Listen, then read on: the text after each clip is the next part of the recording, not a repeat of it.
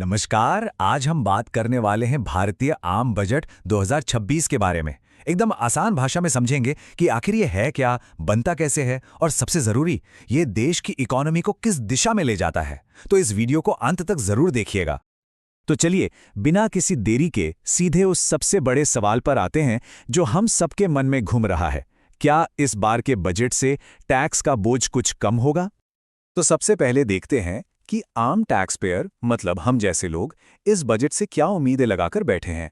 कौन सी बातें हैं जो बजट आने से पहले ही सुर्खियों में छाई हुई हैं? देखिए, चर्चा कई बड़े बदलावों की हो रही है।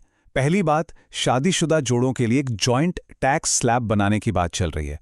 इससे क्या होगा? फाइलिंग काफी आसान हो जाएगी। दूसरा, सरकार का पूरा जोर है नई टैक्स व्यवस्था यानी न्यू टैक्स रेजीम को आगे बढ़ाने पर।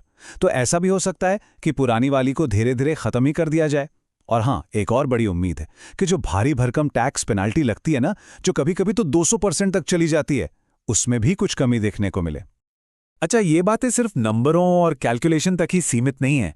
एक बहुत बड़ी मांग ये भी उठ रही है कि भाई टैक्स पेयर को एक अपराधी की तरह ट्रीट नहीं करना चाहिए। मतलब पूरा सिस्टम ऐसा हो जो भरोसे पर चले, सम्मान पर चले, ना कि शक पर। ये एक बहुत बड़ी फिलॉसफिकल शिफ्ट की बात हो रही है। तो ये तो हुई आम आदमी की बात। अब जरा बड़ी पिक्चर पर नजर डालते हैं। मतलब बिजनेस और ट्रेड सेक्टर के लिए इस बजट से क्या उम्मीदें हैं? अब देखिए, बिजनेस के लिए भी ये पुरानी और नई टैक्स व्यवस्था की बहस बहुत मायने रखती है। पुरानी वाली में क्या था? HRA, 80C जैसी ढेरों छूट मिलती थी, पर हिसाब किताब बड़ा कॉम्प्लिकेटेड था। और नई वाली एकदम सीधी सपाट, टैक्स रेट कम लेकिन ज्यादातर छूटें गायब। तो सरकार इसी नई सिंपल व्यवस्था को ही आगे बढ़ाना चाहती है। तो बिजनेस क्या चाहता है? उनकी भी कुछ मांगे हैं, जैसे चांदी जैसी चीजों पर इंपोर्ट ड्यूटी कम की जाए, पोर्ट्स पर सामान की क्लियरेंस तेजी से हो, इसके लिए कस्टम ड्यूटी के स्लैब्स फिक्स कर दिए जाएं ताकि कोई कंफ्यूजन न रहे। साथ ही जब कंपनियां आपस में मिलती हैं यानी मर्जर डीमर्जर होता है, तो उन्हें टैक्स में कुछ राहत मिले। और एक नया कॉन्सेप्ट टैक्स ईयर लाने की भी बात है ताकि फाइनेंशियल रिपोर्टिंग और आसान हो सके। अच्छा, हम इतनी देर से बजट बजट कर रहे हैं, पर क्या कभी सोचा है कि ये इतना बड़ा फाइनेंशियल डॉक्यूमेंट आखिर बनता कैसे है? ये प्रोसेस भी बड़ा मजेदार है। चलिए, आपको पर्दे के पीछे की कहानी सुनाते हैं। ये कोई 1-2 दिन का काम नहीं है। पूरी प्रक्रिया एक लंबी यात्रा की तरह है। सोचिए, बजट पेश होने से करीब 6-7 महीने पहले ही प्लानिंग शुरू हो जाती है। फिर आता है वो फेमस हलवा समारोह, जिसके बाद सब कुछ टॉप सीक्रेट हो जाता है। इसके बाद वित्त मंत्री इसे संसद में पेश करते हैं। फिर उस पर जोरदार बहस होती है, मंत्रालयों के खर्चों की जांच होती है, और जब सब कुछ पास हो जाता है, तब जाके 1 अप्रैल से नया बजट लागू होता है। और ये जो हलवा समारोह है ना, ये बड़ा इंटरेस्टिंग है। इसका मतलब है कि अब बजट का फाइनल ड्राफ्ट तैयार हो रहा है। इसके बाद जो भी बड़े अधिकारी इस काम में लगे होते हैं, उन्हें एक तरह से लॉक कर दिया जाता है। कोई फोन नहीं, बाहर की दुनिया से कोई संपर्क नहीं, जब तक कि वित्त मंत्री संसद में बजट पेश ना कर दें। इतनी जबरदस्त सीक्रेसी रखी जाती है। ओके, तो अब बजट के 2 सबसे जरूरी हिस्सों को समझते हैं।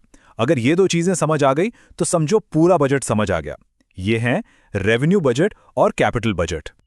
रेवेन्यू बजट को आप ऐसे समझिए जैसे आपके घर का महीने का बजट। मतलब रोजमर्रा की कमाई और खर्चे, सरकार को टैक्स से जो पैसा मिलता है, या सरकारी कर्मचारियों की सैलरी, पेंशन, सब्सिडी पर जो खर्च होता है, वो सब इसी में आता है। ये रेगुलर कैश फ्लो है देश का। और फिर आता है कैपिटल बजट। ये घर के महीने के बजट जैसा नहीं है। ये है भविष्य के लिए बड़ा इन्वेस्टमेंट, जैसे कोई नया घर खरीदना या जमीन लेना।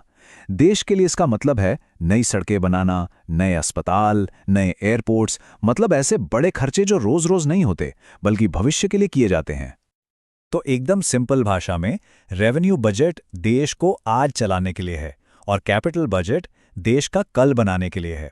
एक तरफ है सैलरी और टैक्स, दूसरी तरफ है सड़कें और इंफ्रास्ट्रक्चर। ठीक है, तो हमने समझ लिया कि बजट क्या है, कैसे बनता है, पर सवाल ये है कि ये इतना जरूरी क्यों है? मतलब why does it matter so much? चलिए इसका महत्व भी समझते हैं। सबसे पहली और सबसे बड़ी बात, ये कोई ऑप्शन नहीं है, ये एक संवैधानिक जरूरत है। जी हां, हमारे संविधान के आर्टिकल 112 में साफ साफ लिखा है कि सरकार को हर साल देश के सामने अपनी कमाई और खर्च का पूरा हिसाब किताब रखना ही होगा। इसी को बजट कहते हैं। तो असल में बजट क्या है? ये देश का एक फाइनेंशियल रोड मैप है। ये सरकार को एक अनुशासन में बांधता है और पूरे देश को बताता है कि आने वाले साल में हमारी आर्थिक दिशा क्या होगी, हम कहाँ पैसा खर्च करेंगे, कहाँ से कमाएंगे और हमारा विकास का रास्ता क्या होगा। तो आखिर में हम फिर उसी सवाल पर आकर रुकते हैं, इस साल का बजट किस पर ज़्यादा फोकस करेगा? आम आदमी को राहत देने पर या फिर देश की इकोनॉमिक ग्रोथ को और रफ्तार देने पर? ये एक ऐसा सवाल है जिसका जवाब पूरे देश को इंतज़ार है। खैर, इसका जवाब तो हमें जल्द ही मिल जाएगा।